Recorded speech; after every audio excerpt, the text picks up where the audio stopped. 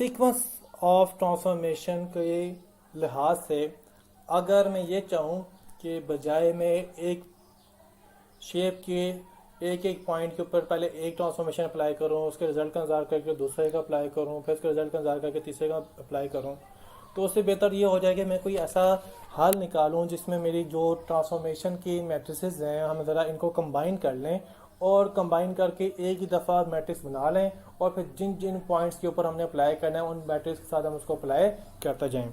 तो ये काम करने के लिए हम जो है वो ज़रा उसी को रिवाइज करते हैं कि जो अभी हमने थोड़ी देर पहले जो है वो स्टडी किया था कि हमारे पास एक जनरल इक्वेशन है जो कि हम डिफरेंट मैट्रिक्स को कंबाइन करने से ला सकते हैं। अब यहाँ पे जो आपके पास इक्वेशन गिवन है, क्या आप इसमें से आइडेंटिफाई कर सकते हैं कि इसमें कोई प्रॉब्लम है? जी, मैं आपको एक हिंट देता हूँ कि इसमें जो प्रॉब्लम है वो डिमास रूल या प्रेसिडेंसी ऑफ ऑपरेटर की वजह से आएगी।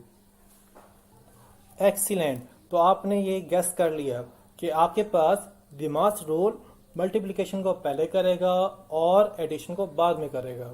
अगर वो मल्टीप्लिकेशन को पहले करेगा और एडिशन को बाद में करेगा और अगर मैं सीक्वेंस में ट्रांसलेशन पहले करना चाहता हूँ, स्केलिंग रोटेशन को बाद में करना चाहता हूँ, तो ये डिमास रूल तो मुझे करने नहीं देगा। उसने सबसे पहले मल्टीप्लिकेशन करनी है तो पहले स्केलिंग करेगा या फिर रोटेशन करेगा, फिर कहीं जाके वो एडिशन करके ट्रांसलेट करेगा। तो अगर मैं पहले ट्रांसलेट करना चाहूँगा तो ट्रांसलेट हो ही नहीं सकता। तो फिर हम क्या करेंगे? तो उसके लिए हम यूज़ करेंगे homogeneous coordinate system, homogeneous coordinate matrices. Homogeneous coordinate matrices क्या होती हैं और कैसे होती हैं?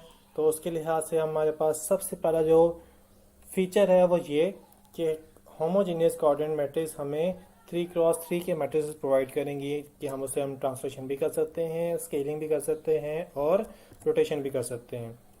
और इसमें जो बहुत ही फ़ायदेमंद खूबी है वो ये है कि इनकी तमाम मैट्रिसेस मल्टीप्लिकेटिव हैं। जैसे कि हमने पहली मैट्रिसेस में देखा था कि उसमें आपके पास स्केलिंग और रोटेशन की मैट्रिक्स तो मल्टीप्लिकेटिव थी, लेकिन ट्रांसलेशन की मैट्रिक्स जो है वो एडिटिव थी, ऐड हो रही थी। लेकिन इस सूरत में आपकी तमाम मैट्रिसेस जो है वो मल्टीप्लिकेटिव होंगी, चाहे वो आपकी स्केलिंग की हो, चाहे वो रोटेशन की हो, चाहे वो ट्रांसलेशन की हो। सारों को ही मल्टीप्लाई करेंगे तो फिर आप बड़े अच्छे तरीके से अपने सीक्वेंस ऑफ ट्रांसफॉर्मेशन को एडजस्ट कर सकते हैं, यहाँ पे उनके ऑर्डर को प्रॉपरली यहाँ पे प्लेस कर सकते हैं। तो इससे हमें जो सबसे बड़ा फ़ायदा मिला वो ये कि हम अब कंपोजिट मैट्रिक्स क्रिएट कर सकते हैं, यानी कि ऐसी मैट्रिसेस जो कि आपकी डिफरेंट ट्रांसफॉर्मेशन को कंबाइन करके उनकी प्रॉपर्टी को अपने अंदर होल्ड करती हैं। तो ऐसी मैट्रिसेस को हम अगर किसी भी शेप पे अप्लाई करेंगे तो वो तमाम की तमाम ट्रांसफॉर्मेशन उस शेप के ऊपर अप्लाई हो जाएंगी। तो उसके लिए बजाय इसके कि हम स्टेप बाय स्टेप एक एक ट्रांसफॉर्मेशन अप्लाई करें, हम जस्ट इस कंपोजिट मैट्रिक्स को ही जो है वो उस शेप पे अप्लाई कर सकते हैं। तो होमोजेनियस कोऑर्डिनेट में जो आपकी मैट्रिसेस हैं वो कैसी होती हैं? तो उसमें सबसे पहले जो हम मैट्रिक्स देख रहे हैं वो हमारे पास है पॉइंट मैट्रिक्स। तो पहला पॉइंट जो हमने अभी डिस्कस किया था वो तो था कि 3x3 की आपकी होंगी।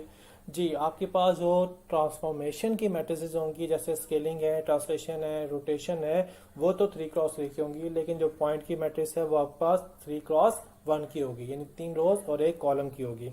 तो इसकी आपके पास जो व्यू है वो आप देख सकते हैं कि इसमें पहला x है, फिर y है और 1 है। 1 क्योंकि हमारे पास कांस्टेंट रहेगा तो हम इसको ज़्यादा डिस्कस नहीं करेंगे, लेकिन ये हमें कैलकुलेशन करने में बहुत ज़्यादा हेल्पफुल होगा। अब स्केलिंग मैट्रिक्स देखते हैं। स्केलिंग मैट्रिक्स में देखें तो हमारे पास स्केलिंग मैट्रिक्स 3x3 की है।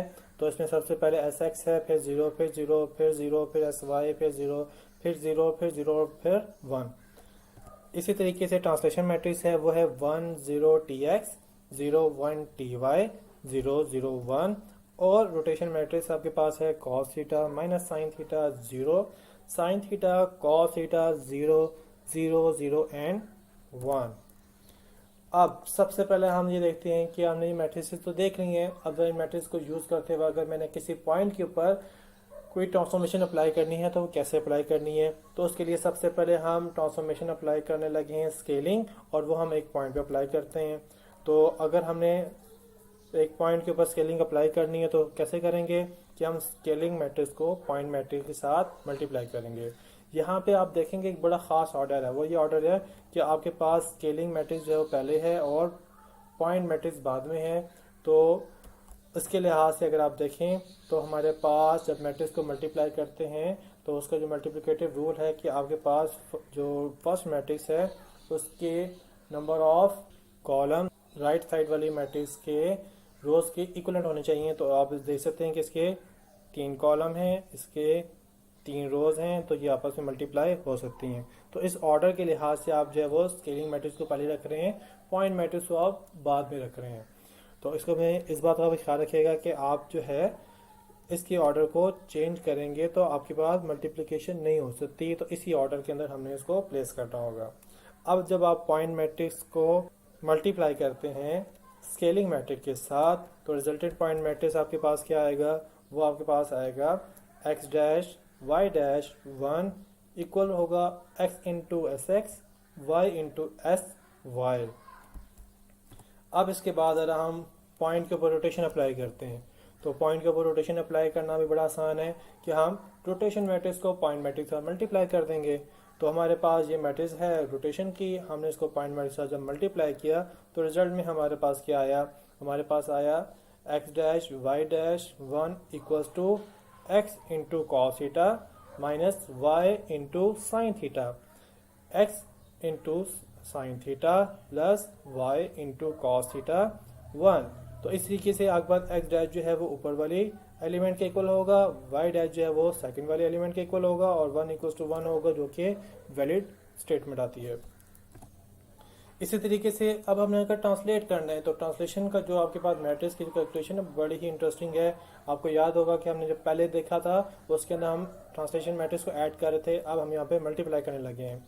तो आपके पास अगर एक ट्रांसलेटेड पॉइंट चाहिए तो उसके लिए आप क्या करेंगे, आप ट्रांसलेशन मैट्रिक्स को पॉइंट मैट्रिक्स के साथ मल्टीप्लाई करेंगे और मल्टीप्लाई करते हुए आप देखेंगे हम जो है यहाँ पे मल्टीप्लाई कर रहे हैं और मल्टीप्लाई करने का जो रिजल्ट आता है वो एग्जैक्टली वैसे ही आता है जैसे कि हम पहले वाले मैट्रिक्स में ऐड कर रहे थे कि हमारे पास x डैश आएगा x प्लस टी एक्स के इक्वल, y डैश हमारे पास इक्वल आएगा y प्लस टी वाई के इक्वल। एक कॉम्पोजिट मैट्रिक्स बनाने की कोशिश करते हैं और कॉम्पोजिट मैट्रिक्स जो है वो हम बना रहे हैं TSR की, यानी कि हम एक शेप के ऊपर पहले ट्रांसलेशन करना चाहते हैं, उसके रिजल्ट के ऊपर हम स्केलिंग करना चाहते हैं, उसके बेस पे हम उसको रोटेट करना चाहते हैं। तो अगर इस सारी चीज़ों को कंबाइन करके एक मैट्रिक्स बनाएं तो हम मैट्रिक्स कैसे बनाएंगे। तो उसके लिए मेरे पास जो रिजल्टेंट मैट्रिक्स आएगी उसको मैं कह रहा हूँ MTSR। तो ये मेरा TSR रिप्रेजेंट कर रहा है कि इसमें ट्रांसलेशन पहले हो रही है, उसके बाद स्केलिंग हो रही है और उसके बाद रोटेशन हो रही है, इक्वल्स टू अब यहाँ पे मैंने मैट्रिक्स को प्लेस किया हुआ है। मैट्रिक्स जो है वो आपके डिफाइंड सीक्वेंस के रिवर्स में होते हैं, यानी कि आपने यहाँ पे TSR किया जिसमें ट्रांसलेशन पहले हो रही है, स्केलिंग बाद में हो रही है और उसके बाद रोटेशन हो रही है। तो इस लिहाज से जब आप इसको प्लेस करेंगे तो आपने जो काम पहले हो रहा होगा उसको आप राइट साइड पे रखेंगे और उसके बाद अब जो नेक्स्ट काम होगा उसके लेफ्ट पे और फिर से अगला जो है नेक्स्ट पे। तो अगर आप देखें तो इसका बिल्कुल रिवर्स बन चुका है, RST, TSR का रिवर्स बन चुका है RST। अब हमने इनकी जगह पे इनकी मैट्रिक्स को प्लेस कर लिया।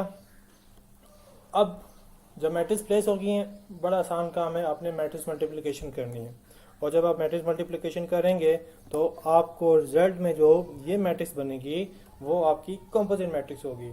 ये एक ऐसी मैट्रिक्स है जो कि आप यूज करके किसी भी शेप के ऊपर TSR अप्लाई कर सकते हैं। ऐसी शेप है जिसमें 5000 पॉइंट्स हैं, तो आप उसके 5000 पॉइंट के ऊपर अगर स्टेप बाय स्टेप करेंगे तो बहुत ज़्यादा टाइम भी लगेगा और बहुत ज़्यादा हार्ड वर्क भी होगा। तो उसके लिए फिर क्या होगा कि आप जो है ये एक दफ़ा कंपोजिट मैट्रिक्स बनाएं और उसके 5000 पॉइंट्स के ऊपर अप्लाई कर दें तो सारी की सारी जो शेप होगी वो उसके ऊपर ट्रांसफॉर्मेशन अप्लाई हो जाएगी।